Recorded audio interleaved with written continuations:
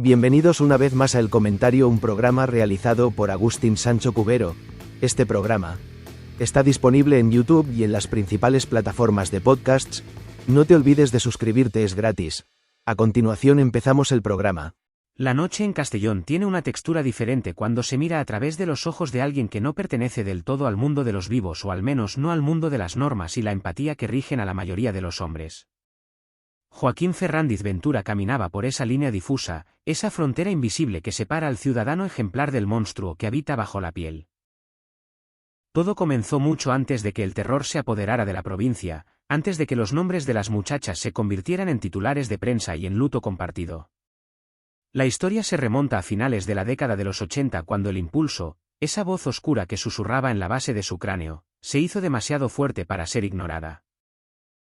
Era 1989 y Joaquín era un joven que parecía encajar, pero que por dentro albergaba un resentimiento volcánico hacia el género femenino, una mezcla de deseo y odio que bullía sin control. Su primer acto de violencia no fue un asesinato sino una violación, un intento de poseer y destruir aquello que no podía comprender ni obtener por medios naturales. Atacó a una joven, la forzó, la atropelló con su vehículo y la dejó por muerta, convencido de que había cruzado el umbral sin retorno. Sin embargo, la víctima sobrevivió. Aquella supervivencia fue el primer error de cálculo de Joaquín y también su primera lección. Fue detenido, juzgado y condenado a 14 años de prisión. La cárcel suele ser un lugar de castigo, pero para una mente calculadora como la de Ferrándiz se convirtió en una escuela de paciencia y en un escenario para su mejor actuación. Dentro de los muros de la prisión, Joaquín no era el depredador, era el preso modelo. Se comportaba con una corrección exquisita, acataba las normas, colaboraba en las actividades y mostraba un arrepentimiento que, aunque vacío de sentimiento real, estaba perfectamente diseñado para engañar a los observadores.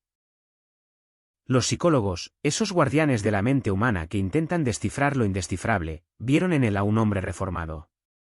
Vieron a alguien que había cometido un error de juventud y que estaba listo para reintegrarse en la sociedad.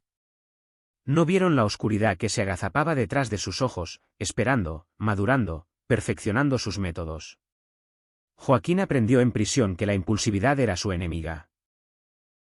Aprendió que si quería satisfacer sus urgencias debía ser metódico, frío y sobre todo invisible. Compartió celda con otros criminales y escuchó sus historias, no para empatizar, sino para aprender de sus fallos. Y así, tras cumplir solo 5 años de su condena original, el sistema, en su ciega burocracia y fe en la reinserción, le abrió las puertas. Era el año 1995.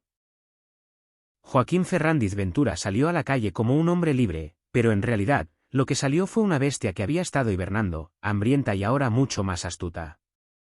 Se instaló de nuevo en Castellón. Su fachada era impecable. Vivía con su madre, a la que trataba con una devoción que rozaba lo teatral, construyendo la imagen del buen hijo, el vecino amable que siempre saludaba en el ascensor. Consiguió trabajo en una compañía de seguros, un empleo que le daba una pátina de respetabilidad y normalidad absoluta. Nadie sospechaba que detrás de ese hombre de 32 años, de aspecto común y trato educado, se escondía una bomba de relojería. Sus compañeros de trabajo lo describían como alguien servicial, quizá un poco reservado, pero inofensivo. Esa era su mayor arma, la capacidad de parecer inofensivo, de mezclarse con el paisaje urbano hasta desaparecer. Los fines de semana, sin embargo, la máscara se deslizaba ligeramente. Joaquín no buscaba compañía en el sentido tradicional. Buscaba presas. Su coto de caza eran las discotecas y las zonas de fiesta de la costa levantina, lugares donde la música alta, el alcohol y la desinhibición creaban el caldo de cultivo perfecto para sus intenciones. Benicassim, con su vibrante vida nocturna, se convirtió en su terreno favorito. Él no bebía, no se drogaba. Se mantenía sobrio, vigilante, observando desde la periferia como un lobo que estudia al rebaño buscando a la oveja que se queda rezagada. Era el 2 de julio de 1995. El verano estaba en su apogeo y la noche prometía diversión y olvido para muchos jóvenes. Sonia Rubio, una joven de 25 años, profesora de inglés, había salido con sus amigas a disfrutar de la noche en Benicassim. La velada transcurrió entre risas y bailes, pero al final de la noche, cuando el cansancio empezó a hacer mella, Sonia se separó de su grupo. Caminaba sola hacia su casa o quizás buscaba un transporte. Fue entonces cuando el destino, con su cruel aleatoriedad, cruzó su camino con el de Joaquín. Él conducía su coche, un vehículo que mantenía limpio y ordenado, una extensión de su propia mente compartimentada. La vio sola, vulnerable. Joaquín detuvo el coche y bajó la ventanilla. Su tono no era amenazante. Era la voz del buen vecino, del ciudadano preocupado. Se ofreció a llevarla. Sonia, cansada y confiada en la bondad aparente de aquel desconocido que no parecía peligroso, aceptó. Subir a ese coche fue sellar su sentencia. En el trayecto, la conversación trivial se desvaneció. Joaquín desvió el rumbo. No la llevó a su destino. La llevó hacia la oscuridad, hacia un paraje solitario cerca de Oropesa del Mar. Allí, la máscara cayó por completo. No hubo piedad. Joaquín la atacó con una violencia contenida durante años. La asfixió, sintiendo el poder absoluto sobre la vida y la muerte, reafirmando su control sobre el género que tanto detestaba. Después de matarla, no huyó presa del pánico. Actuó con la frialdad del forense. La vistió parcialmente, cuidando los detalles, y abandonó su cuerpo en un lugar donde sería encontrado, pero no inmediatamente. La desaparición de Sonia Rubio conmocionó a Castellón. Cuando su cuerpo fue hallado días después, oculto entre matorrales, la ciudad contuvo el aliento. La brutalidad del crimen y la falta de pistas claras desconcertaron a la policía. No había testigos, no había arma del crimen evidente, solo un cuerpo silenciado y una sensación creciente de inseguridad. Joaquín, mientras tanto, continuaba con su vida. Iba a trabajar, saludaba a su madre, compraba el pan. Veía las noticias sobre el crimen en la televisión con la impasibilidad de un espectador ajeno, alimentándose del miedo que había sembrado, sintiéndose superior a todos aquellos que corrían en círculos intentando entender lo ocurrido. El éxito de su primer crimen tras la cárcel le dio confianza. Se sintió intocable. Había burlado al sistema una vez más. Pero el hambre no desaparece con una sola comida. En septiembre de ese mismo año, la urgencia volvió. Esta vez la víctima fue Natalia Archelos, una joven de 22 años. La mecánica fue escalofriantemente similar. Una zona de ocio, una chica sola a la salida de una discoteca, la oferta amable de un viaje seguro a casa. Natalia, como Sonia, subió al coche de la muerte. Joaquín repitió el ritual. Condujo hacia un lugar apartado, lejos de las miradas indiscretas, y allí terminó con la vida de Natalia.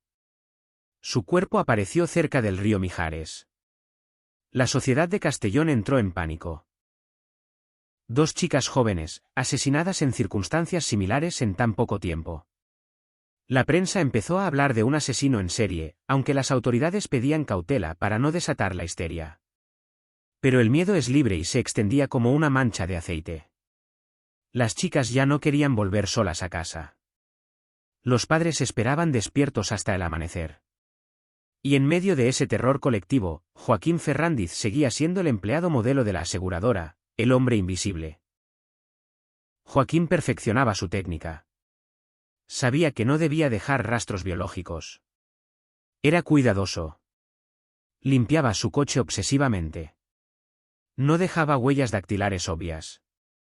Pero incluso el criminal más meticuloso comete errores, o mejor dicho, deja patrones que eventualmente pueden ser leídos por ojos expertos.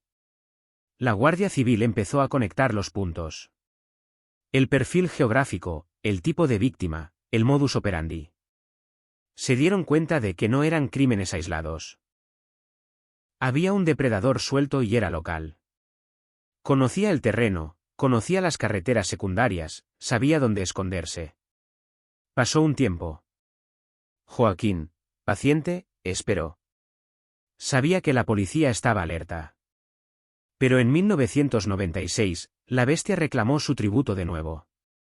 Esta vez la víctima fue Mercedes Vélez, una mujer que trabajaba en la calle. Su perfil era diferente al de Sonia y Natalia, pero para Joaquín era lo mismo. Una mujer. Un objeto para su ira y su control. La recogió en su coche y el final fue el mismo. Su cuerpo fue encontrado en una acequia. 3 muertes. 3 mujeres silenciadas. La sombra de Joaquín se alargaba sobre la provincia, cubriéndola de un luto espeso y pegajoso. La investigación policial, aunque lenta, empezaba a dar frutos. Los agentes de la Unidad Central Operativa, la élite de la Guardia Civil, se desplazaron a Castellón. Empezaron a revisar archivos antiguos, buscando criminales con antecedentes por agresiones sexuales que estuvieran en libertad. El nombre de Joaquín Ferrándiz Ventura apareció en esa lista, pero al principio era solo uno más entre muchos. Sin embargo, había un detalle, una coincidencia que empezó a brillar con luz propia en la oscuridad de los archivos policiales. Años atrás, en su primera condena, Joaquín había atacado a su víctima y la había atropellado. En los escenarios de los crímenes actuales, los investigadores encontraron huellas de neumáticos. Neumáticos que correspondían a un modelo específico, y más importante aún, huellas que sugerían un patrón de comportamiento vehicular. Además, un testigo había mencionado un coche blanco merodeando las zonas de las desapariciones. Joaquín tenía un coche blanco. Las piezas empezaban a encajar, pero necesitaban más que sospechas. Necesitaban pruebas. O un error. El error llegó, como suele llegar, por el exceso de confianza. Joaquín intentó atacar de nuevo. Esta vez su objetivo fue una mujer llamada Lidia, una coincidencia en el nombre con su primera víctima de los 80. Pero esta mujer logró escapar. Forcejeó, gritó, luchó por su vida con una ferocidad que sorprendió a Joaquín. Ella logró huir del coche y denunció el intento de secuestro. Dio una descripción. Un hombre amable, bien vestido, coche blanco. La descripción física coincidía con la foto de aquel preso modelo que había salido en libertad condicional. La policía estrechó el cerco. Iniciaron la que llamaron Operación Globe. No lo detuvieron de inmediato. Decidieron vigilarlo. Querían atraparlo in fraganti o conseguir la prueba definitiva que lo vinculara sin duda alguna a los asesinatos de Sonia, Natalia y Mercedes. Durante semanas, Joaquín vivió bajo una lupa sin saberlo. Los agentes lo seguían a su trabajo, lo veían comprar el periódico, lo observaban mientras lavaba su coche con esa meticulosidad maníaca. Pincharon su teléfono. Escucharon sus conversaciones banales con su madre, sus interacciones normales con el mundo, buscando una grieta en la fachada. Lo vieron frecuentar de nuevo las zonas de discotecas. Lo vieron dar vueltas, acechando, buscando. Los agentes contenían la respiración cada vez que Joaquín frenaba cerca de una mujer solitaria, listos para intervenir antes de que pudiera hacer daño. Era un juego del gato y el ratón de altísima tensión.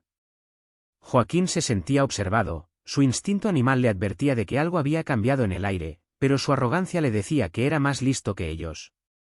Finalmente, la evidencia circunstancial y el comportamiento observado fueron suficientes.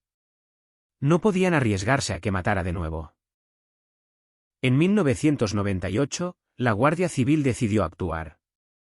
Fueron a buscarlo a su lugar de trabajo. Cuando los agentes entraron en la oficina de seguros, el silencio se hizo denso. Joaquín levantó la vista de sus papeles. No hubo pánico en su rostro, solo una resignación fría, la mirada de quien sabe que la partida ha terminado. Lo esposaron delante de sus compañeros atónitos, que no podían creer que aquel hombre tranquilo, que compartía café con ellos, fuera el monstruo que había aterrorizado a la ciudad durante 3 años. El interrogatorio fue un duelo psicológico. Al principio, Joaquín negó todo. Mantuvo su máscara de ciudadano ultrajado, de víctima de un error policial. Pero la policía tenía cartas que jugar. Tenían las huellas de los neumáticos. Tenían fibras encontradas en los cuerpos que coincidían con la tapicería de su coche. Tenían el testimonio de la superviviente. Y tenían la propia psicología de Joaquín. Sabían que, en el fondo, una parte de él quería reconocimiento por su obra. Poco a poco, la fachada se agrietó. No fue un colapso emocional, sino una admisión calculada. Joaquín empezó a hablar. Con una frialdad que helaba la sangre de los interrogadores, narró los detalles de sus crímenes. No hablaba con remordimiento. Hablaba como quien describe una tarea técnica, un proyecto complejo llevado a cabo con precisión. Describió cómo abordaba a las chicas, cómo se ganaba su confianza, el momento exacto en que decidía que iban a morir. Explicó que lo que le impulsaba no era solo el deseo sexual, sino una necesidad profunda de dominación, de extinguir la luz en los ojos de sus víctimas para sentirse él mismo vivo. Confesó los asesinatos de Sonia Rubio, Natalia Archelaus y Mercedes Vélez.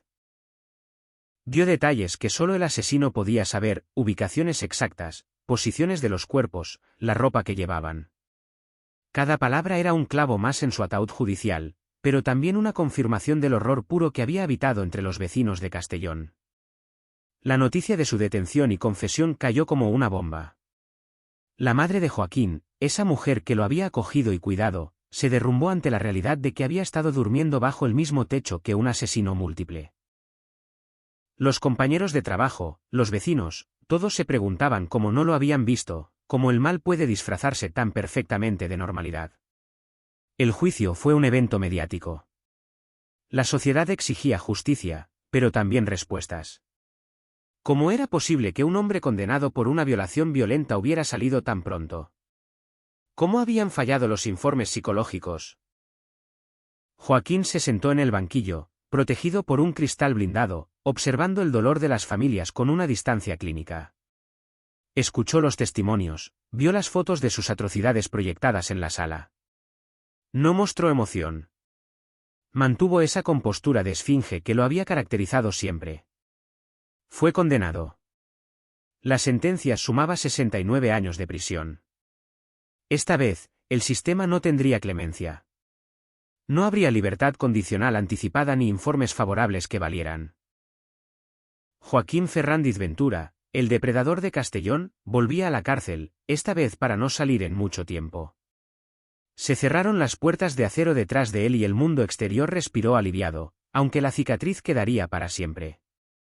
En la soledad de su celda, Joaquín quedó a solas con sus recuerdos. Ya no había carreteras nocturnas, ni luces de neón, ni la emoción de la caza. Solo el tiempo, estirándose infinito y gris ante él. Se convirtió de nuevo en el preso modelo, pero ya nadie creía en su redención. Era un actor que había perdido a su público. La historia de Joaquín es la historia de cómo el mal puede ser banal, cotidiano y silencioso. Es el recordatorio de que los monstruos no tienen garras ni colmillos visibles, sino que a veces llevan camisa y corbata, saludan educadamente y nos ofrecen llevarnos a casa cuando la noche es oscura y estamos cansados. Y en ese coche, en ese asiento de copiloto, es donde termina la inocencia y comienza la verdadera oscuridad, esa que Joaquín Ferrándiz Ventura conocía tan bien porque era la materia misma de la que estaba hecha su alma. El eco de sus pasos se perdió en los pasillos de la prisión de Herrera de la Mancha. Allí, entre asesinos y ladrones, su leyenda se fue diluyendo, convirtiéndose en un cuento de terror para advertir a los jóvenes. Pero en las carreteras secundarias de Castellón, cuando el viento sopla entre los naranjos y la luna se oculta tras las nubes, todavía queda un rastro de aquel miedo, una memoria impregnada en el asfalto de las noches en las que el coche blanco patrullaba buscando una mirada, un gesto, una vida que apagar. Joaquín desapareció de la vista, pero el vacío que dejó en las familias de Sonia, Natalia y Mercedes permaneció, inalterable, como un monumento al dolor causado por un hombre que decidió jugar a ser Dios con la vida de los demás. Sus días se volvieron idénticos unos a otros. La rutina carcelaria, estricta y monótona, se convirtió en su única realidad. Leía, escribía cartas que nadie quería recibir, mantenía su celda en un orden casi quirúrgico. La mente que había planeado y ejecutado crímenes atroces ahora se dedicaba a contar las baldosas del suelo o a mirar cómo la luz cambiaba a través de los barrotes a lo largo de las estaciones. No había gloria en su encierro, solo la lenta decadencia de un hombre que se creyó superior a la moral humana y terminó siendo devorado por las mismas leyes que despreciaba. Nadie fue a visitarlo. Su madre, destrozada por la vergüenza y el dolor, se alejó. Joaquín se quedó solo en el sentido más absoluto de la palabra. Rodeado de gente, pero aislado por el abismo de sus propios actos. Los psiquiatras lo estudiaban ahora no para liberarlo, sino para entender la anatomía del mal. Escribían informes sobre su psicopatía, su falta de empatía, su narcisismo maligno. Él cooperaba, respondiendo a sus preguntas con la misma frialdad cortés de siempre, sabiendo que era un espécimen de laboratorio, una curiosidad macabra. A veces, en el silencio de la noche, quizás recordaba. Quizás volvía a sentir el volante bajo sus manos y veía las luces de Benicassim a lo lejos. Pero esos recuerdos eran todo lo que le quedaba, fantasmas de una vida robada. La justicia humana había hecho su trabajo, imperfecta y tardía, pero implacable al final. Joaquín Ferrandiz Ventura, el nombre que una vez hizo temblar a una provincia, se convirtió en un número de expediente, en una ficha polvorienta en los archivos del crimen, mientras la vida afuera seguía fluyendo, cicatrizando y olvidando, como siempre hace, dejando atrás a los que, como él, eligieron el camino de la sombra perpetua. Hasta aquí esta edición del programa del comentario, un programa realizado por Agustín Sancho Cubero. Este programa está disponible en YouTube y en las principales plataformas de podcasts. Hasta la próxima edición del programa. Muchas gracias. Dirección y realización Agustín Sancho Cubero.